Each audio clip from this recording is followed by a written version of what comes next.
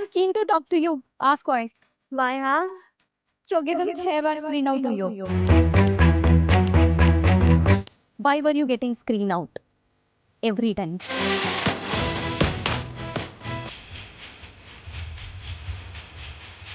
You're a defense brat, है ना? Your father is in Air Force. Yes, And you are joining NEET. So what, you not keen about joining Air Force or father's force? नहीं ma'am ऐसा नहीं कह सकते। Heaviest से याद आया, you are 20 kgs overweight. तुम्हें TR मिला है इसका. How did you reduce 20 kgs in 3 months? यानी मैं तो एकदम बीच में हुई थी ऐसे कि ठीक है नेक्स्ट अटेम्प्ट दे देंगे। उस समय में मुझे ऐसा हो गया था कि वो वेट के लिए बाहर निकलेंगे तो क्या ही कितना ही बुरा हो जाएगा।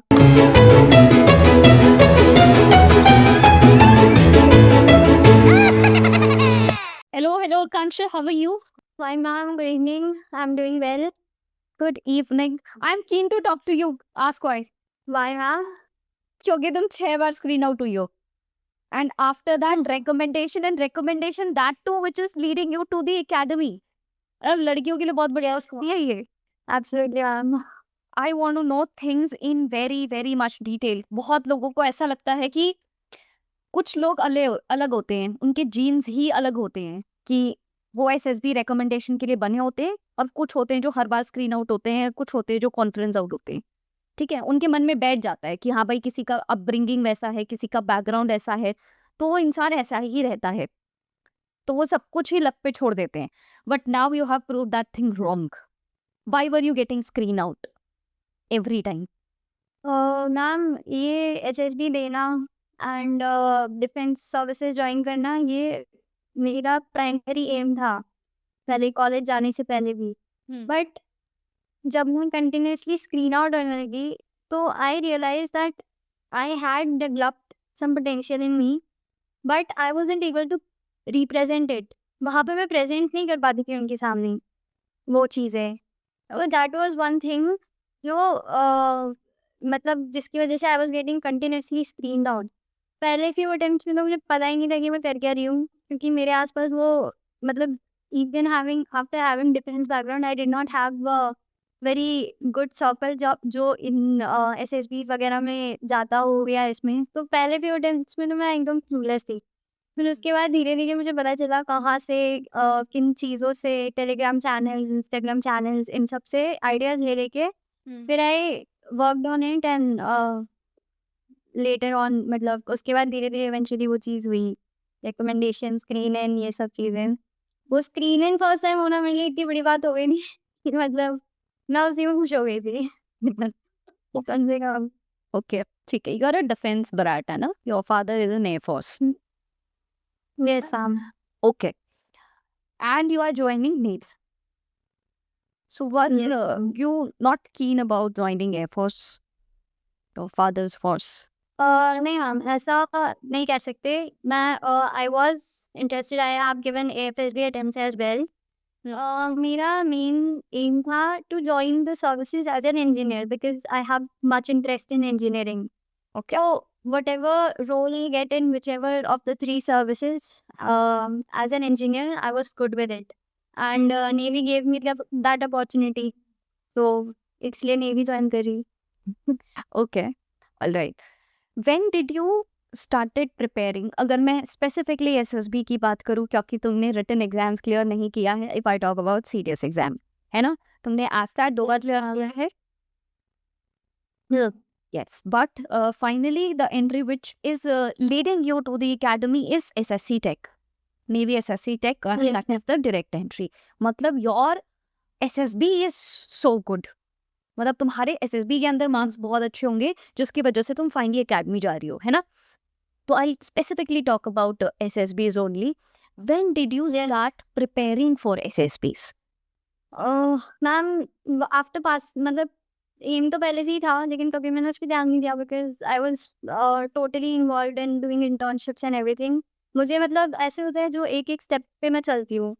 तो आफ्टर पासिंग आउट कॉलेज फिर टेक एंट्रीज के बारे में तो मुझे पहले पता भी नहीं था. This was one thing that my father read उसका advertisement and then he brought it to me कि you should apply for this. उससे पहले I was only aware about AFCAT and CDS. ना सीडीएस में you have to give general knowledge वाला काफ़ी कुछ होता है, देखो separate paper, and I am not good at that. I have a technical mindset, मुझसे टेक्निकल कितना भी करा लो, पूछ लो, लेकिन वो हिस्ट्री ज्योग्राफी मुझसे काफ़ी मुश्किल चीज़ है. सो while I was preparing for it, मेरा बिल्कुल मन नहीं था वो पढ़ने का, फिर भी I was trying to do that. तो इट्स लाइक बहुत ज़्यादा happy. And then first time जब शॉर्ट लिस्ट भी हुई थी मैं, तो उसके बाद आई वाज लाइक ठीक है, अब एसएसबी के लिए प्रिपेयर करते हैं because we have this opportunity. तो after college only first time मैंने बोला था, जून मई में हम लोग पास आउट होते हैं कॉलेज से, एंड देन जून में I had my first SSB. So college के बाद से आई स्टार्टेड प्रिपेयरिंग. ओके, तो मैं अभी का नहीं पूछ रही हूँ. The moment you graduated, what was your perception about SSBs? How do you think this interview is like? जो बेसिक्स हमने पढ़े थे about SSB, that all the informative available on the internet, it just tells you that there is a two stage process. Stage 1 is this and then Yeah. Stage 2 is this. Yeah. तो वही technical mindset की ठीक है पढ़ लिया और वैसे वैसे एनालाइज कर लिया हमने कि ऐसे ऐसे बस ये टॉपिक करना है. बट वहाँ जाके फिर एक्चुअली समझ में आया मुझे फर्स्ट अटेम्प्ट में कि वो चीज़ वैसे नहीं होती है. Because you have to show it. मतलब Yeah. It's not about pen and paper only there, and it's about showing it. And until and unless you are actually presenting yourself the way they want to see you, तब तक नहीं होगा. सो उससे पहले मेरा तो यही था कि हाँ ठीक है, ये 3-4 टेस्ट ये दे देंगे, हम कर लेंगे. That is all I. What is your idea about SSB now? SSB ma'am मेरे हिसाब से तो बेस्ट टेस्टिंग प्रोसीजर है. मतलब it brings out your whole life. अब तक की जो भी आपकी लाइफ है, it brings that out in just 5 days. So first stage पे यू हैव टू फाइट. मतलब फाइट नहीं होता वो actually, but you have to represent yourself as a leader there, first stage पे ही. And then comes the rest 4 days of testing, in which all the three tests are testing the same few OLQs. मतलब 15 OLQs they are testing in just 3 tests. That is a big thing. Yeah. So I think SSB अगर मेरे हिसाब से तो ये technical entry जो दे सकता है उसको ऐसे भी देना चाहिए जाके, because this is a very nice test. अच्छा, मैंने सुना है टेक्निकल एंट्री में रिपोर्टिंग बहुत ज़्यादा होती है. How many girls have reported in your batch? Girls की तो मैम एक्चुअली रिटन एंट्री से कम ही देखी है मैंने, because when I was giving my AFSB we had 250-270 people. Yes. And in technical entry, हाँ, this one time during my army technical entry they were actually asking us कि why aren't you guys coming, we are shortlisting so many people, why aren't you reporting for technical entry. So there were only 140-150 people, girls there. Okay. लड़कों में ज़्यादा होती है शायद. लड़कों में it is more. लड़कों में ज़्यादा होती है. How many of you got screened in? In our batch, we had a reporting of 150 something, and out of that, 38 people got screened in. 38. Good. Okay, that's narrow. And how many of you got recommended? We were a very nice batch, ma'am. मतलब we out of 38, 15 girls got recommended. Oh, nice. So like the board people were also like, guess who very nice that we are seeing this year. लगभग 40%. Yes, madam. Good यार, it was good. Yes, ma'am. Okay. जब तुम screen out होती थी, what do you think कि तुम screen out क्यों हो रही हो? If I talk about the levels, OIR level पे कि OIR अच्छा नहीं जा रहा है, या तो स्टोरीज अच्छी नहीं बन रही है, perception about the picture is little difficult for you, late stories complete नहीं हो रही है, या नरेट अच्छे से नहीं हो पा रही, या ग्रुप डिस्कशन में you are not able to contribute, और because 6 screen out is a big thing. हम हर एसएसबी के साथ एक एक गलती इंप्रूव करते हैं, बट 6 गलतियां तो फिर भी. Still what is your take on that कि तुम्हारी क्या गलतियां थी? तो मैम फर्स्ट अटेम्प्ट जो मेरा था, अगेन उसमें मुझे सिर्फ बेसिक्स पता थे कि इस तरह से टेस्टिंग होगी, तो मैं बस वही करके गई थी. अब जीडी में कितना बोलना होता है, कैसे बोलना होता है, ये मैंने नहीं सीखा था. मतलब I haven't done that before. तो ये भी मैंने उस पे ध्यान नहीं दिया था एक्चुअली। सो मेरी 2 सबसे बड़ी मिस्टेक्स थी जो मैंने अपने रिकमेंडेशन अटेम्प्ट में रियलाइज़ की। पहली गलती ये थी कि मैं रूम में जाने से पहले ही GD my stories were good, my stories were something that we in general we could discuss and something that is going on in the society अभी। तो stories were good, OR were also good, क्योंकि reasoning का मेरा हमेशा से अच्छा रहा है। बट मेरा मेन प्रॉब्लम जीडी में ही होता था। मैं जीडी रूम में घुसने से पहले ही स्ट्रेस में आ जाती थी कि मैं बोल नहीं पाई तो क्या होगा? मतलब अगर मेरी स्टोरी किसी से मैच नहीं हुई तो क्या होगा? But these are the things जो फिर मैंने अपने उस वाले में रिकॉग्नाइज़ किया कि ये इम्पोर्टेंट नहीं है कि आप मतलब आपकी स्टोरी किसी से मैच हो रही है कि नहीं, या फिर आपकी बात कोई सुन रहा है कि नहीं, that is not important. You have to be present yourself वहाँ पे वैसे कि वो सुने। You have to take the, तो ये एक चीज़ थी। और दूसरी थी कि while I was confident in my head, I wasn't showing it outside.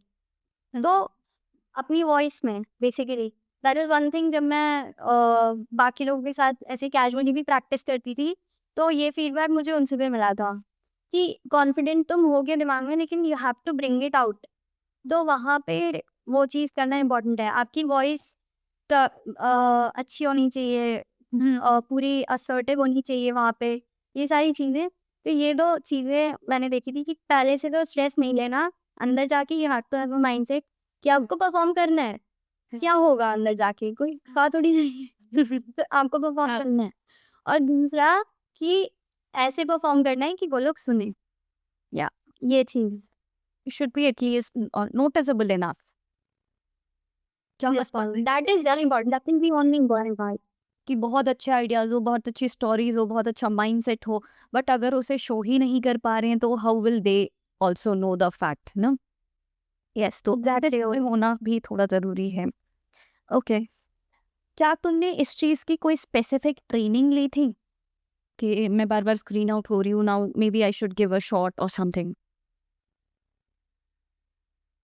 Training तो मैम वैसे मतलब गाइडेंस तो लिया था मैंने, और वो इसलिए ही लिया था because I wasn't able to recognise these mistakes myself. तो मुझे फिर ऐसे रियलाइज़ हुआ कि गाइडेंस सबको ज़रूरी है, और उन लोगों से गाइडेंस ज़रूरी है जो कि इस पूरे प्रोसेस के बारे में अच्छे से जानते हैं। उन्होंने और को देखा है एंड दे कुड रिकॉग्नाइज़ कि आपके अंदर क्या है, वो पिन पॉइंट कर सकते हैं कि ये चीज़ें हैं। तो जब मैं वहाँ पे गई तो वहाँ पे I met a group of students also SSB aspirants. तो उनके साथ बैठ के भी एंड आल्सो द मेंटर्स जो थे वहाँ पे, उनके साथ भी मतलब they help me pin point those mistakes, and the group I was with they help me actually work on those mistakes. So I think that that will helped help. You, है ना? Yes ma'am, absolutely help. Okay, do you think SSB is a game of luck also somewhere? नहीं ma'am, मैं तो बिल्कुल नहीं मानती ये luck की बात है।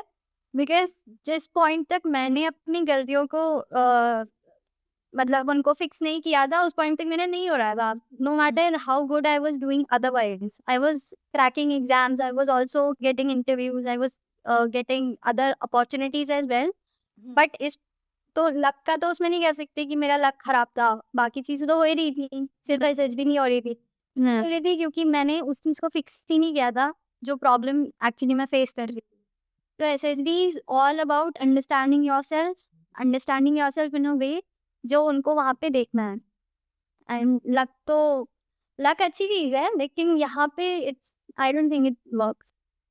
राइट, अगर मैंने बहुत सारे बच्चों से सुना है कि यार एसएसबी में थोड़ा सा लक फैक्टर भी हो जाता है, कभी कभी बहुत अच्छे बच्चे गेट्स फिल्टर्ड आउट और कभी कभी इतने ज्यादा वर्दी इनफ नहीं होते, still they are into it, है ना?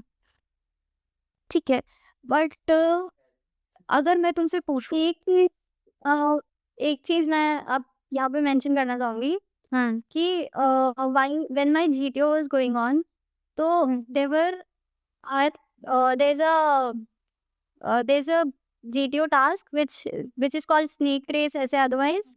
I don't remember exactly उसको क्या बोलते हैं. So casually उसको snake race बोलते हैं. You have to carry a load with you and the whole team has to tackle Yeah. few obstacles. GOR. So GOR, yes ma'am. So our group had some of the heaviest of weight wise and height wise heaviest people in the whole batch. Okay. तो उससे पहले we were like कि हम करेंगे कैसे, मतलब ठीक है नीचे से स्ट्रेंथ लगा दी वॉल क्लाइंबिंग वगैरह में, हम उनको ऊपर कैसे खींचेंगे, जो हैवी है उनको क्रॉस कैसे कराएंगे.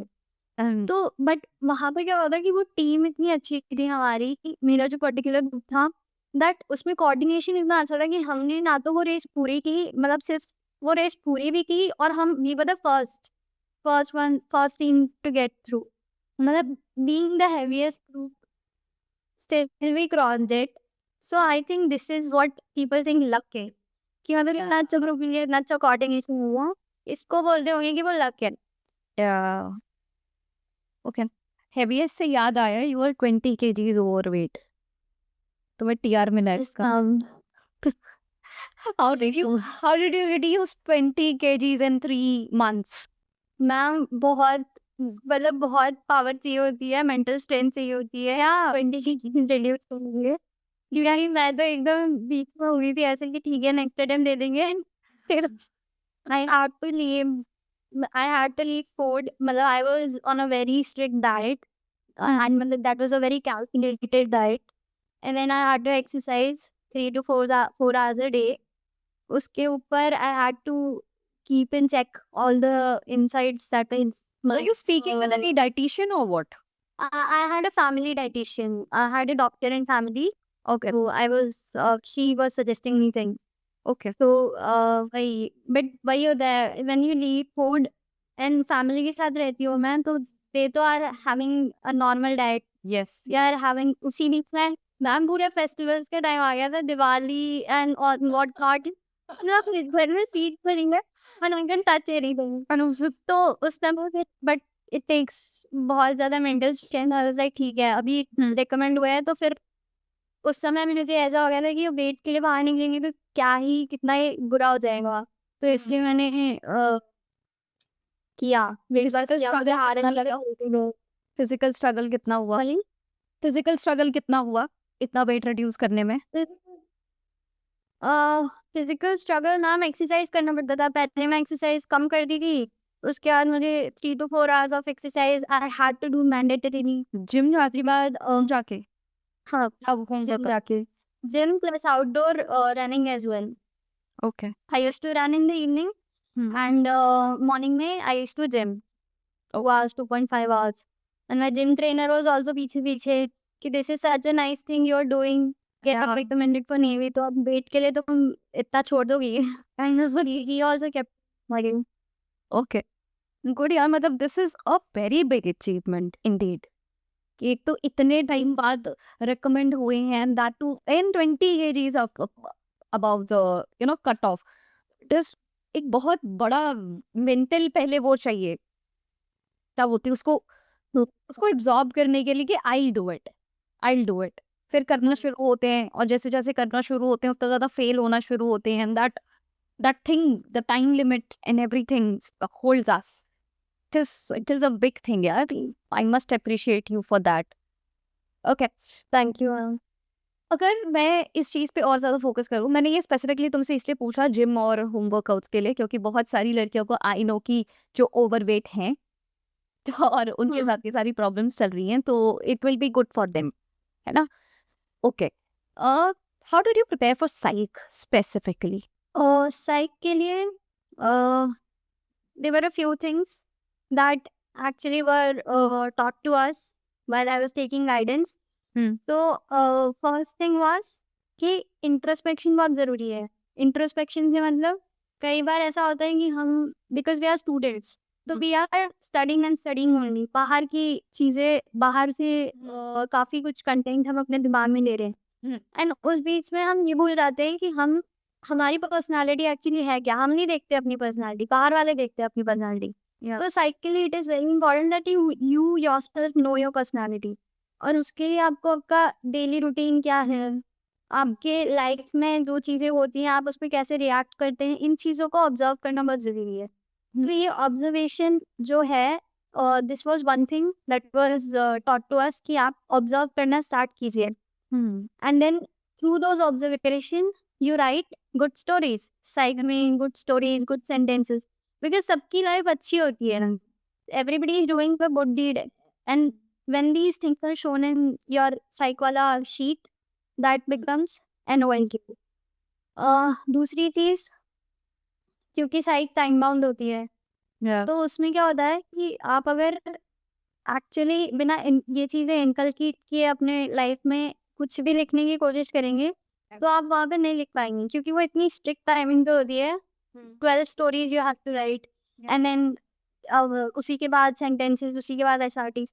सो इट इज़ इम्पोर्टेंट कि आपके लाइफ में जो चीज़ें नहीं है, आप उन चीज़ों को करना शुरू करो आज से। Yeah. जब से भी आप प्रिपेयर कर रहे हैं, आप उन चीज़ों को करना शुरू करो। तो OLQs which you don't have, आप उनको करना शुरू करो। Do not practice writing.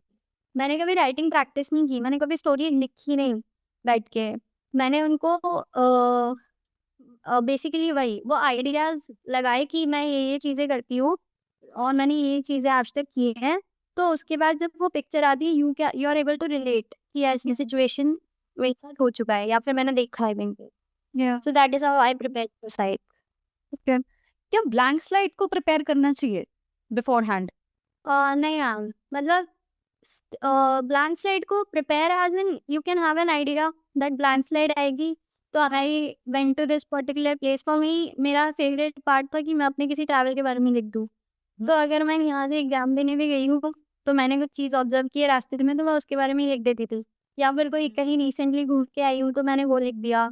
तो ब्लैंक स्लेट बेसिकली आप एक आइडिया रख सकते हैं कि हम इस चीज़ के बारे में लिखेंगे, बट वैसा ही है, प्रिपेयर करेंगे फिर वो बाकी चीज़ों से मैच नहीं होगी। Yeah. आपने इससे पहले भी लिखा है। इट इज़ लाइक 7 स्टोरीज में हमारा माइंड से जॉनरा कुछ और जा रहा है कि किसी में 10 स्टोरीज चल रही है, किसी में ये चल रहा है, किसी में हैप्पी गो लकी चल रहा है, एंड अचानक से तुमने जो प्रिपेयर करी है maybe that is completely opposite of what last stories are. कि मतलब अचानक सब पिछली 3-4 स्लाइड्स अगर सैड सैड सैड टाइप्स है, तो अचानक से तुम्हारे दिमाग में इतना हैप्पी गो लकी चीज़ें कैसे चल रही हैं, या तो हैप्पी हैप्पी हैप्पी चीज़ें हैं, तो तुम्हारे दिमाग में इतना स्ट्रगल क्यों चल रहा है?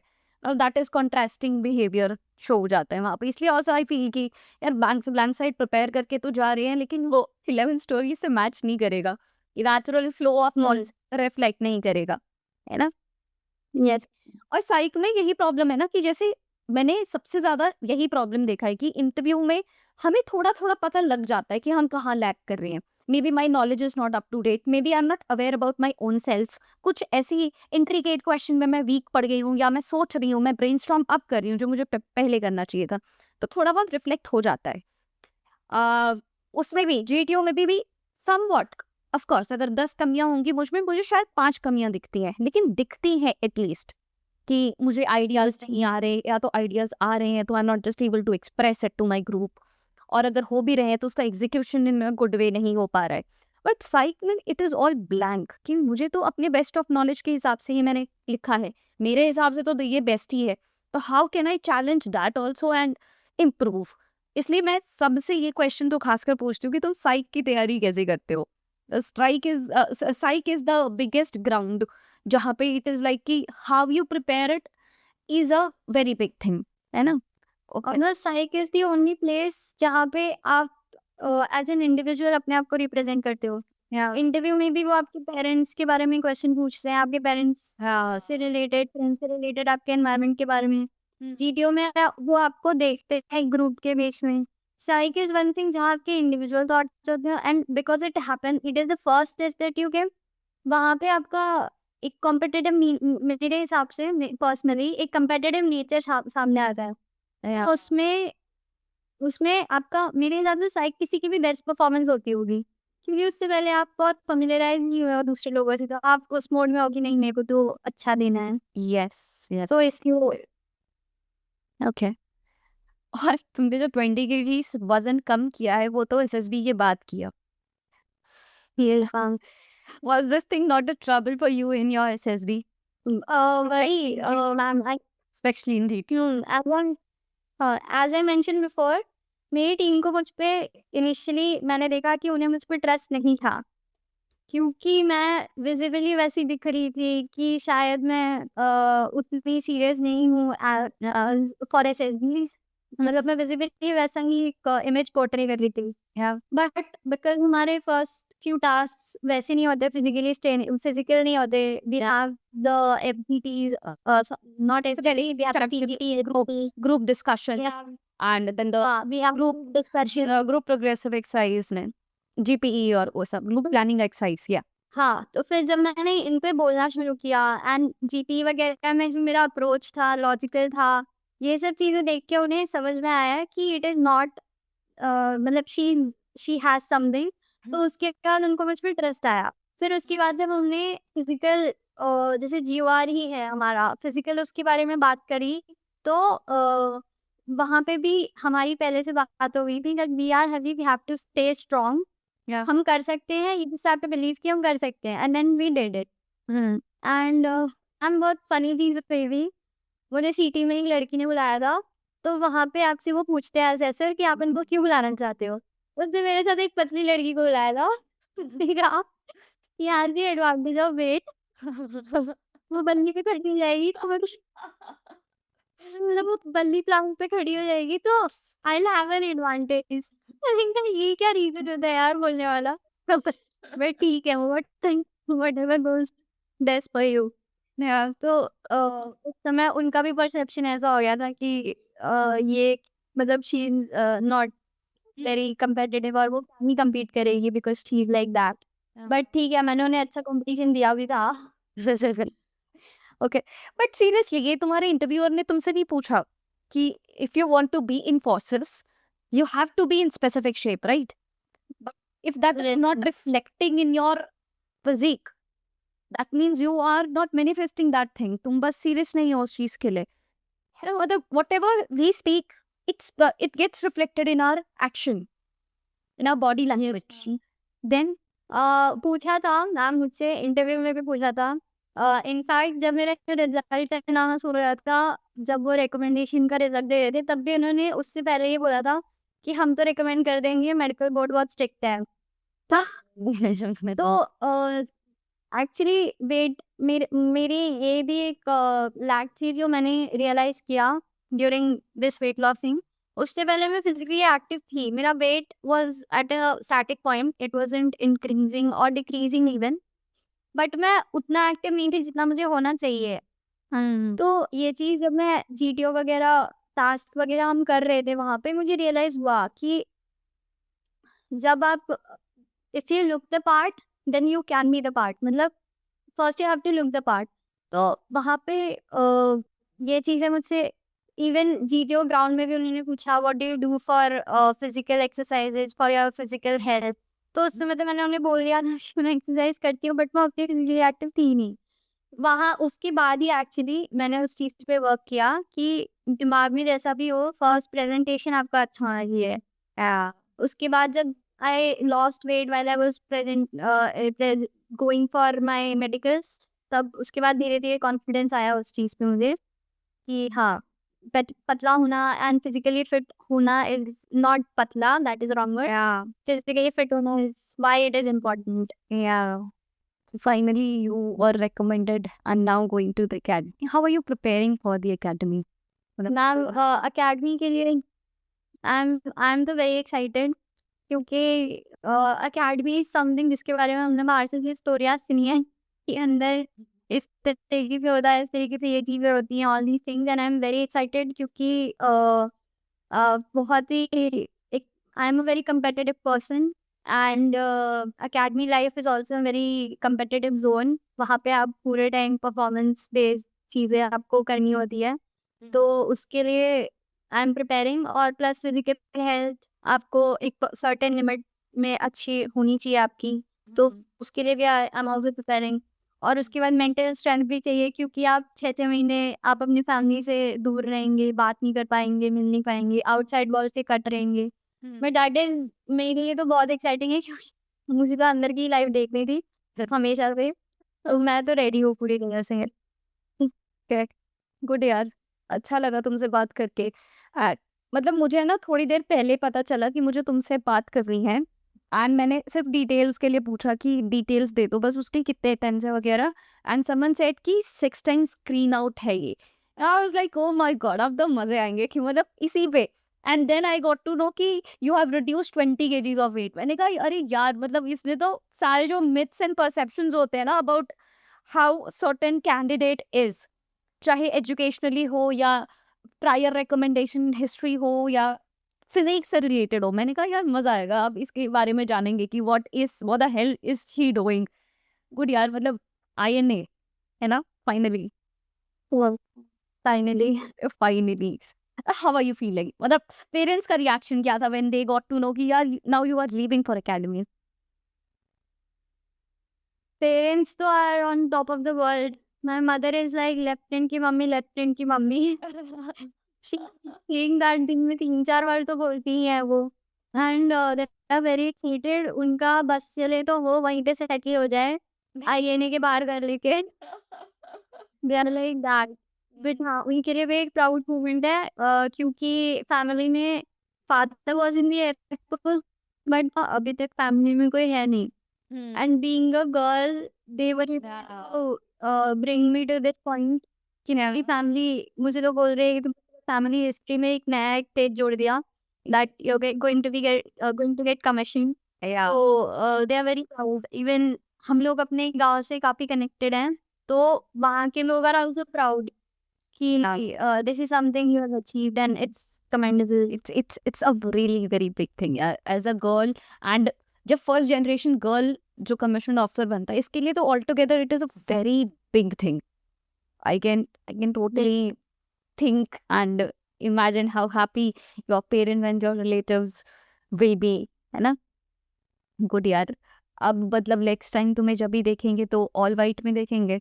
Yes, now they have they have asked for a picture, they have asked for everything updated रखना। एंड गुड यार, मतलब I am also very much excited to see you in all white. अभी all black में देख रही हूँ, तब all white में देखेंगे, और with more even you know training मिलके इंसान शेप हो जाता है, और अच्छा सा मेंटली फिजिकली इमोशनली दोनों तीनों ना। गुड यार, I loved talking to you, खासकर informal way of talking to you, and I am very eager to see you firstly in training academy and later on in all white with strips, golden strips. That's a perfect color combination, you know? Yes, ma'am. It is. All right, Akansha, we'll give it a pause here for a while. फिर तुमसे तब बात होगी जब तुम वर्दी में मिलोगी। Yes, ma'am. That would be good. Okay, all right. See you, Akansha. Jai Hind. Jai, ma'am.